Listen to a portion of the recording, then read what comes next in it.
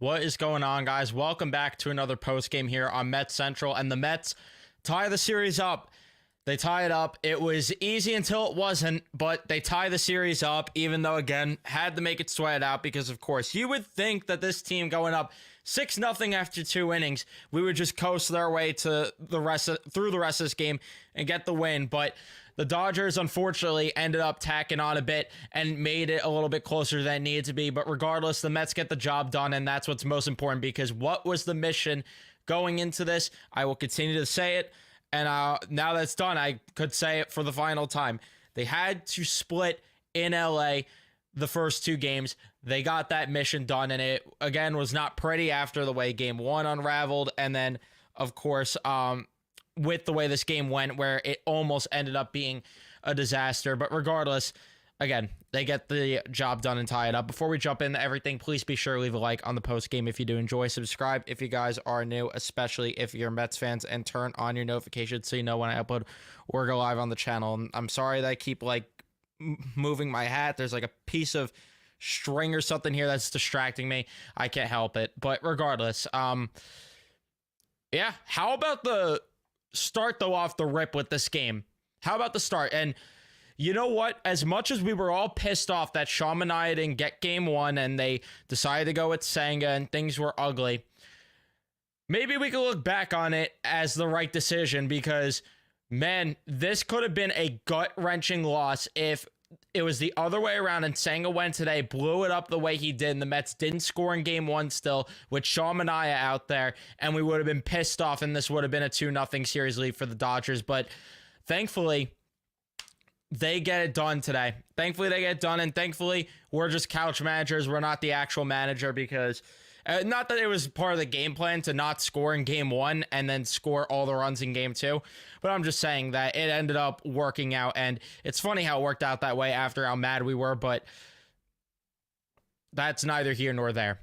But let's talk about this, because it starts off the rip, because who else but Francisco Lindor would lead this game off by getting a solo shot of a home run to make it 1-0. The Dodgers going with a bullpen game here, and it looked like an inning where they were maybe going to pile it on. Vientos lines out, Nimmo walks, and then unfortunately Alonso hits into a double play.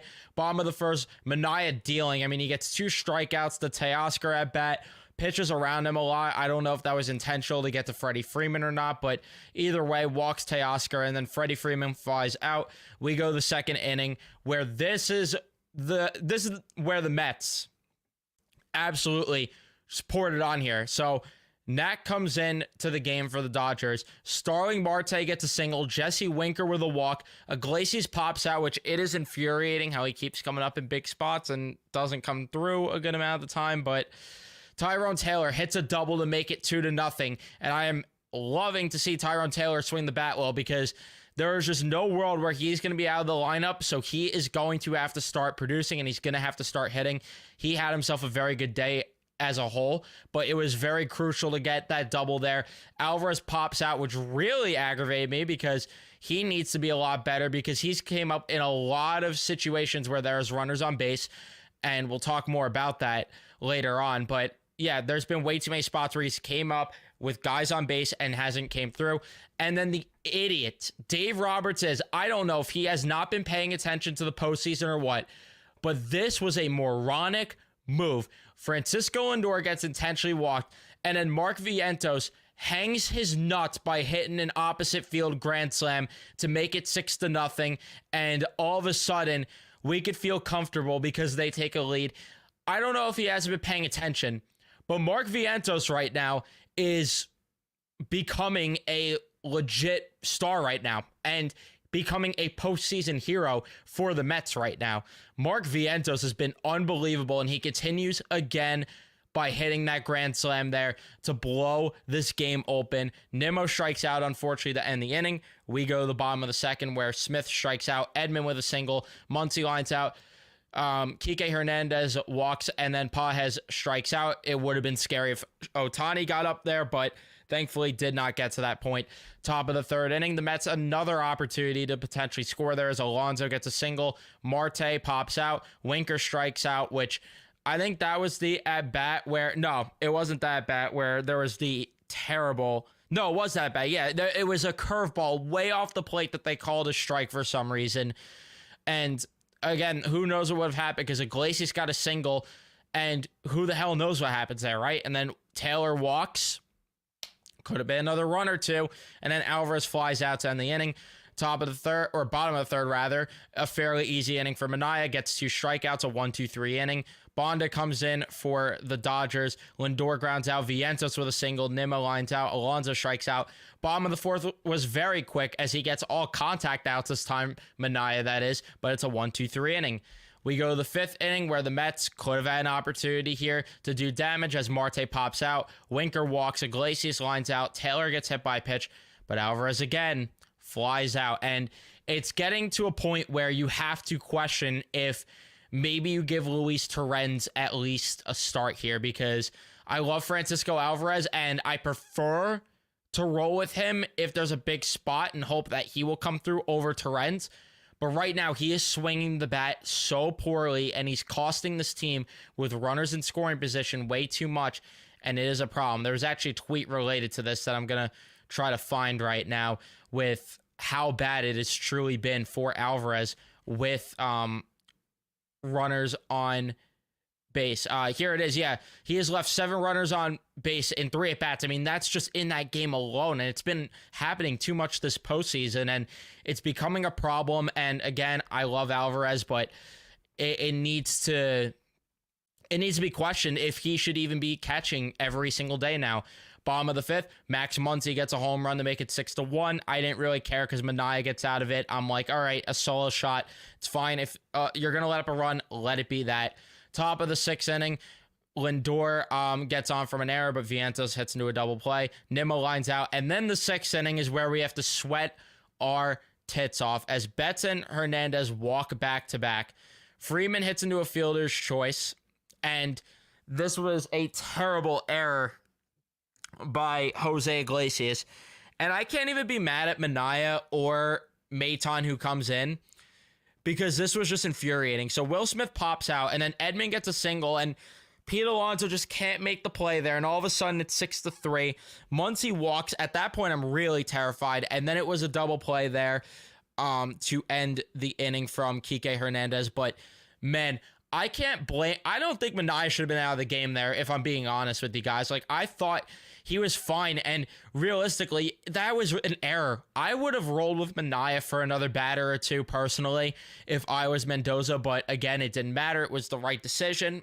What's done is done. We don't have to worry about it. 7th inning, Alonso lines out, Marte with a double, Winker strikes out, and then Iglesias strikes out, and it was an ugly strikeout. Nonetheless, we go to the bottom of the 7th where Pajes pops out. Ohtani walks, and I cannot understand why Maton was in to face Ohtani there, just the pitch around him. I mean, it was 4 straight balls. Regardless, Stanek comes in, strikes out Betts. Teoscar grounds out. We go to the 8th inning where Taylor flies out. Alvarez walks because naturally with no one on base that happens. Lindor flies out. Vientos hits into a force out.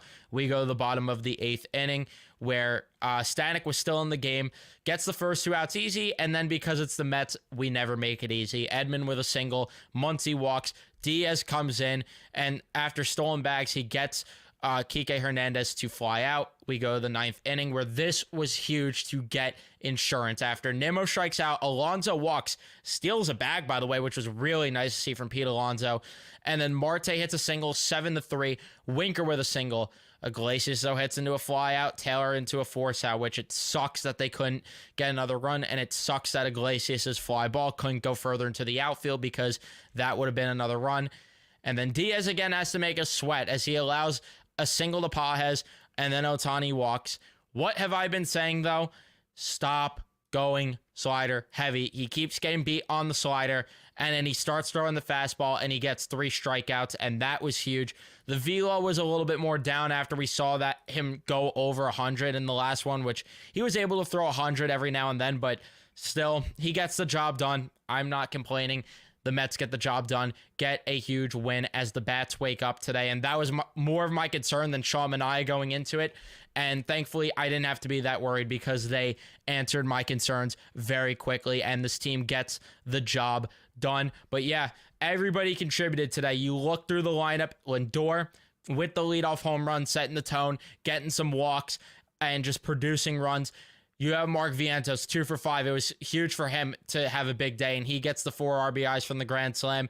Nimmo, clearly playing a bit hurt. Clearly he's playing hurt. It was announced that he has a foot injury right now, and it's clear as day because the way he played one of those deep balls in the outfield, I think it was in the 8th inning, you could just tell he's a little bit shaken up.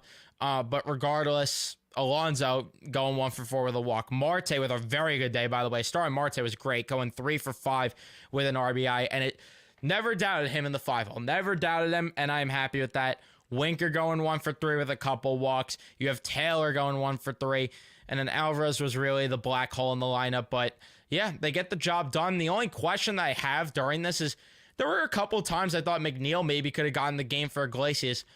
What is McNeil doing on the roster? What is McNeil doing on the roster if he's not going to come up in certain situations where, you know, it could be a lefty bat going in there in the box? But regardless, who am I to complain? I've said regardless way too much, I know. But yeah, 4 for 12 with runners in scoring position. So they realistically could have done better even. This team did good, though, today. Did good offensively and turned it on the Dodgers. And I think the most important thing to look at is how good this pitching staff handled the top of the order today. Outside of a couple of walks, still 0 for 3 with Ohtani, 0 for 4 for Betts, 0 for 3 for Hernandez, 0 for 5 for Freddie Freeman, 0 for 4 for Will Smith.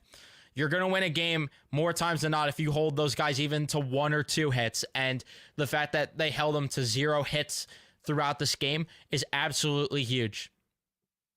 Absolutely huge. And that's crucial. And it sucks that you're getting beat even by the bottom of their lineup with guys like Tommy Edman and Max Muncy. But still, again, you shut the top of the order down. Who am I to complain?